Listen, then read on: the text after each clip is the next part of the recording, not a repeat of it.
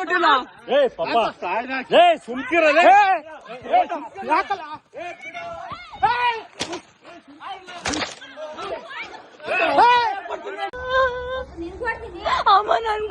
ಕೇವಲ ಬೈಕ್ ನಿಲ್ಲಿಸಿದ್ದಕ್ಕೆ ರಕ್ತದ ಕೋಡಿ, ಕ್ಷುಲ್ಲಕ ಕಾರಣಕ್ಕೆ ಒಂದೇ ಕುಟುಂಬದ ತಲೆಗೆ ಗಂಭೀರ ಪೆಟ್ಟು. ಈ ಘಟನೆ ನಡೆದಿರುವುದು ತುಮಕೂರು ಜಿಲ್ಲೆಯ ಗುಬ್ಬಿ ತಾಲೂಕಿನ ಅಮ್ಮನಘಟ್ಟ ಗ್ರಾಮದಲ್ಲಿ.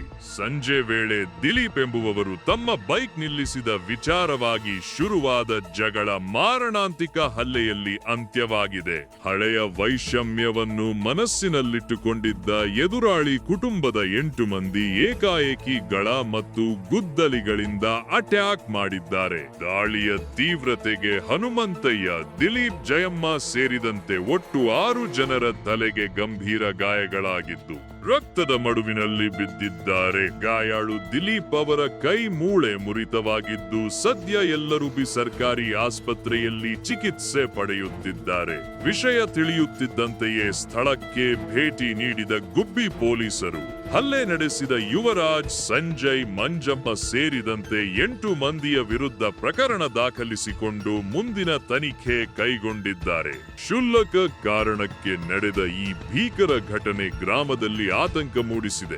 ಇವ್ರಿಗೆ ಮಜ್ಜಿಗೆ ಇವನು ನಾನು ಊರೊಳಗಿಂದ ಬಂದು ನಾವಿದ್ದಂಗೆ ಅಲ್ಲ ಕಂಡ್ರು ರಾಡ್ಗಳೆಲ್ಲ ಕೈ ಹಿಡ್ಕೊಂಡಿದ್ರು, ಗಾಡಿ ಕೇಳಸಕ್ಕೂ ಬಿಟ್ಟಿಲ್ಲ.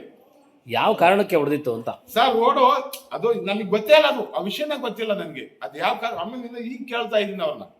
ನಾವು ಬಂದು ಅಲ್ಲ ಕಂಡ್ರು ಏನ್ಕ್ರೋ ನಾನೆಲ್ಲ ಇದ್ದಂಗೆ ಯಾಕ್ರ ಒದಕ್ ಕೊಟ್ರು ಅಂದ್ರೆ ನಮ್ಮನ್ನ ನಾಲ್ಕು ಅದ್ರಲ್ಲ ರಾಡ್ ಹಿಡ್ಕೊಂಡ್ಬಿಟ್ಟಾನೆ ಕೈಲಿ. ಎಲ್ಲಾರು ಎಷ್ಟೆಲ್ಲ ಖರ್ಚು ಮಾಡ್ಕೊಳ್ಳಿ, ಅವನು ದೊಡ್ಡದ ಅವನು ಮಾಡ್ಕೊಳ್ಳಿ, ಅವನು 8 ಲಕ್ಷ ಖರ್ಚು ಮಾಡ್ತಾನ, 10 ಲಕ್ಷ ಖರ್ಚು ಮಾಡ್ತಾನ, ಆಮೇಲೆ ಖರ್ಚಾಗತ್ತೆ.